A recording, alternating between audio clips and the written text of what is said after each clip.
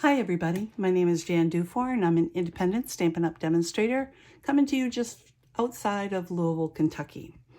Today's card is inspired by a card that I got from my upline, and I wanted to show it to you because it's beautiful and it gave me this idea that maybe I could do the same as I return a thank you card to her. She sent me a marvelous gift.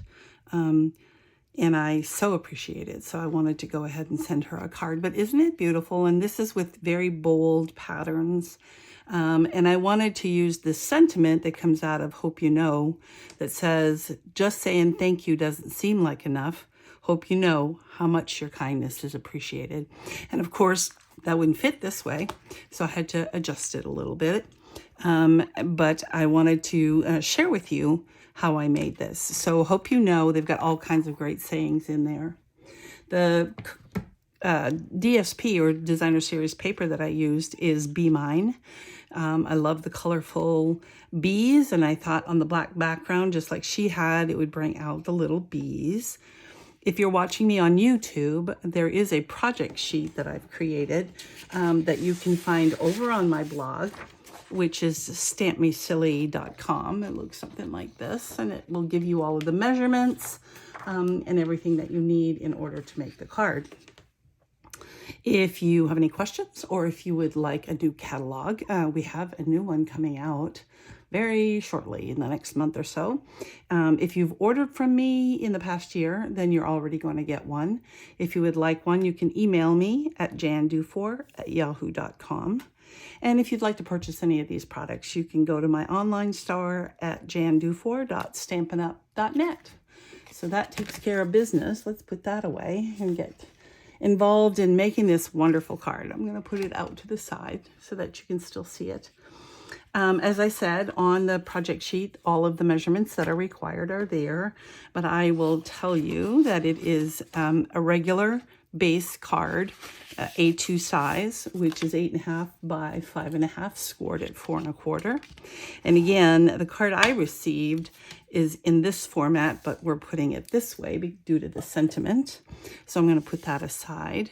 And then because I wanted to show you what to do if they're directional. Now the card she sent me was not directional, so it doesn't matter. It doesn't make it harder.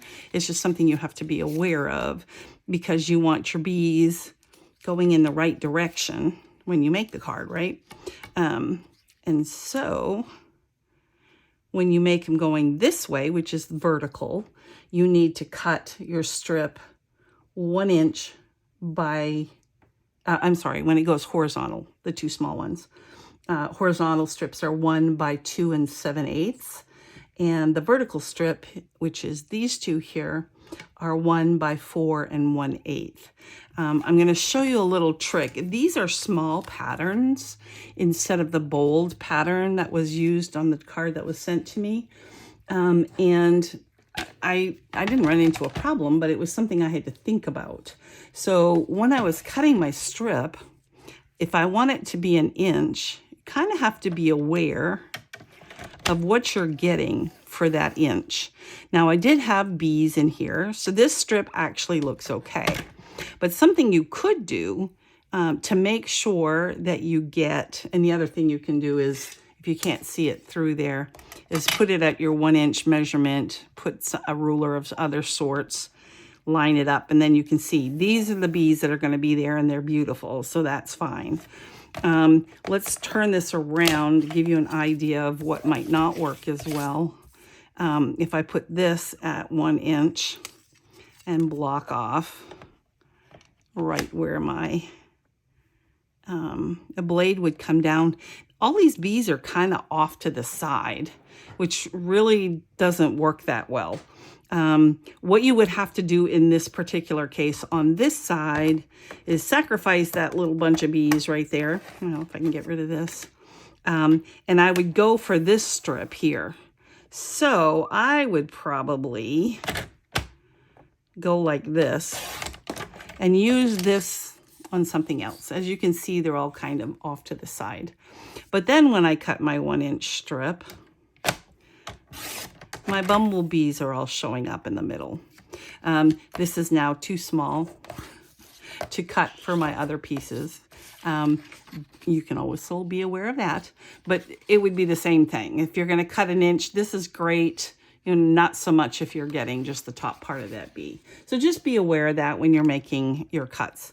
Another thing I wanted to do was to show you, if you think your blade is not cutting well, if you're getting jagged edges or things that look a little bit raw, one of the cures for that is to just take a manicure tool and just put a little bit of tension on there and it will even it out.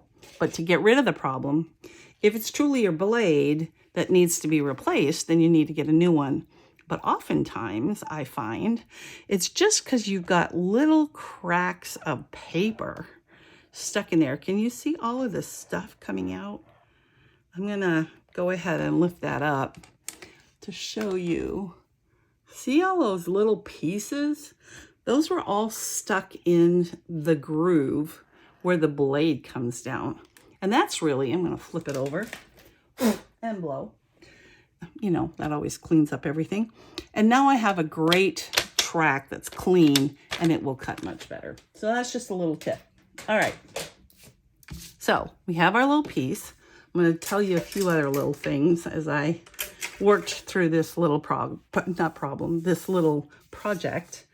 So here are my sections, and you're wondering, okay, how am I going to get that so that it's really straight and right where it should be? Well, they make these little, what they call corners or edges. They come in all kinds of sizes. I have truly, I'm not even going to tell you where I got these because you can get them on Etsy in lots of places. I got 2 different brands, pretty much with the same result. The smallest one, which is probably the one I would use most often, is not stable because it's so thin. So really trying to get it to work by placing it here and then putting it here, this kind of wiggles, and it really has not worked out for me. I have not been super happy with it. Now, the larger sizes, let me grab one of those. If you're using this, of course, it's much more stable, and that would work well. So I'm not giving up on them. If I come up to a project that I can come up with that actually seems to be beneficial, I can't pick up the other one. You know how that is when they are skinny. If I find a project that it shows that it's beneficial, I'll provide a link. You can find them anywhere on Etsy. We'll talk about the other issue in a minute. Okay, so let's go ahead. Here's what I did. I go ahead and add some glue along the edges. And I try not to press down real hard when I first place it. And I'm eyeballing it. And that's just the hard facts. I'm trying to be as consistent as I can. And then when I think I have it in about the right place, I go ahead and press it down. And then we put the next one on the other edge over here.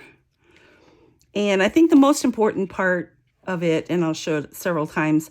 So I want it to be about 1/8 of an inch on both sides. The most important part, I think, is making sure that this lines up. Whether it's actually 1/8 of an inch or not, I think that's where it shows up the most if it doesn't match. So just be aware of that. And we're going to go ahead and put this next one. And again, is it exactly 1/8 of an inch? See how much this shows more than if it's, down where I think it should be, and liquid glue is your friend. So I put that. And if I measured this and I measured this and this, they're not going to be perfect. But I think if you just don't worry about that so much, make sure your bees are right side up. And again, line up this and this. See how much it shows here if you don't have that lined up. Whoops. And I think that you get away with it, if you will, if you can line up those 2 edges. Now, obviously, this one is bigger. I'm going to try to shift it a little bit. But again, I think the most important part is this line and this line. All right, I'm committed to that. That's great. I love it.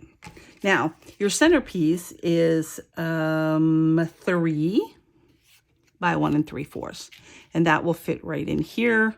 And again, it's going to be a matter of eyeballing it. Now, the sentiment that I wanted to have, there's another product I wanted to show you. As you know, I love my dear Stamparatus, which is no longer available. And I have purchased several products trying to find something that I felt comfortable recommending, and I have not found that product. I just am, you know what? I am more happy with my Jan Stamp Positioner, which I'm going to demonstrate. You can find, I'll put the link on my blog. So if you're on YouTube, go to my blog and you'll find the link. There's a video on how I made it and how to use it. It works better than the commercial product I bought for 60 bucks. So that gives you an idea. This, you know, the cases I think cost $10 and you get 4 of them. That's the biggest cost. The rest of it, that actually by itself, it probably cost me $3 to make. So I'm going to show you how I use that. I do have it pre-positioned, but essentially what you do is you put your paper, you put it up in the corner, and it is on a magnet. So if you want to use a magnet, you can, but I just make sure that it's up in the corner. And then I went ahead and scoot this out of the way, inked it. And it, you know, it's not the best for everything, but you know what? It sure works good. Okay, so it's not dark enough, and that's one of the reasons I love having a positioner, why I use it often. It is positioned where I want it. I'm gonna go ahead and press again, and look at that, it's perfect. So I recommend my Stamp Positioner. Again, go to my blog if you're on YouTube. Just search for Stamp Positioner and you will find how to make this. So there we have it. I have that all done. I'm going to go ahead and close this up.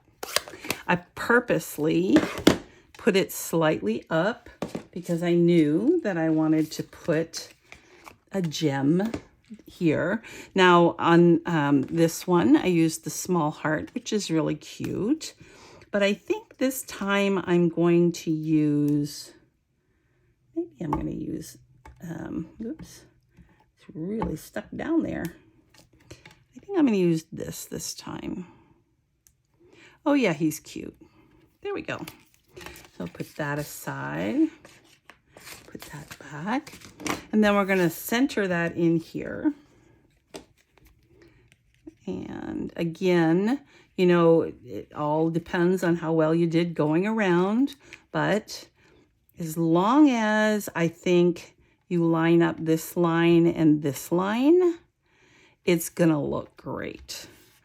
Now, I can tell you, I know for a fact this is not perfect. If you want to stop the video and go ahead and measure it, you're gonna see that it's not perfect. But when you look at it, it looks perfect. On the inside, because it's black and you usually want to put a message in there, I went ahead, this particular piece of white cardstock is an actual scrap, so it's not quite the size I normally put in here. There's a little bit more of a border, but it worked for me because again, it's a scrap. So usually I put a 4 by 5 1/4 in here.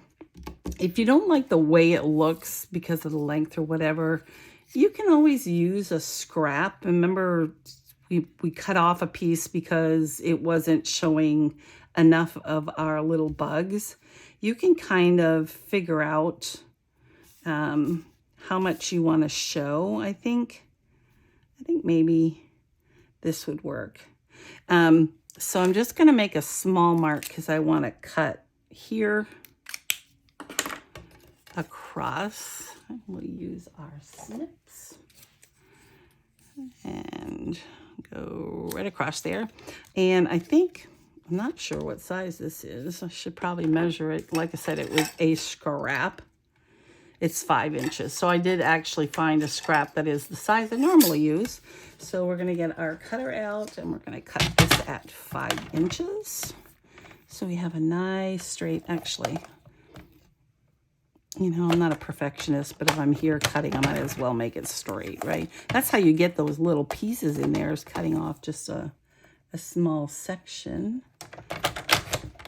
And you don't have to do this, but you know, a lot of times it's nice if you can decorate the inside. It's like a little surprise when people open that up. And you can put the white scrap in there now, or sometimes I will just cut it and leave it on the inside. If I'm not giving the card away to give as a gift, which I do a lot of. If you follow me, you know that all these cards end up in somebody's Christmas basket, if you will. But there you go. That's in there. So when you open up the card, you have this cute little surprise. But sometimes I might glue this to this and then just leave this inside so I can write in case I make a mistake, and then glue it down. But if you use a friction pen, you can always erase it, which is what I use constantly. All right. So that's all I have. Again, if you're on YouTube and you want to get the project sheet, go over to my website. It's stampmesilly.com. I hope you enjoyed this card. Again, let me show you the card that my upline sent me as a thank you and a surprise. Looks very different, but yet is really still the same. You can make tons of these cards with your scraps. I hope you have a great rest of your day. Bye.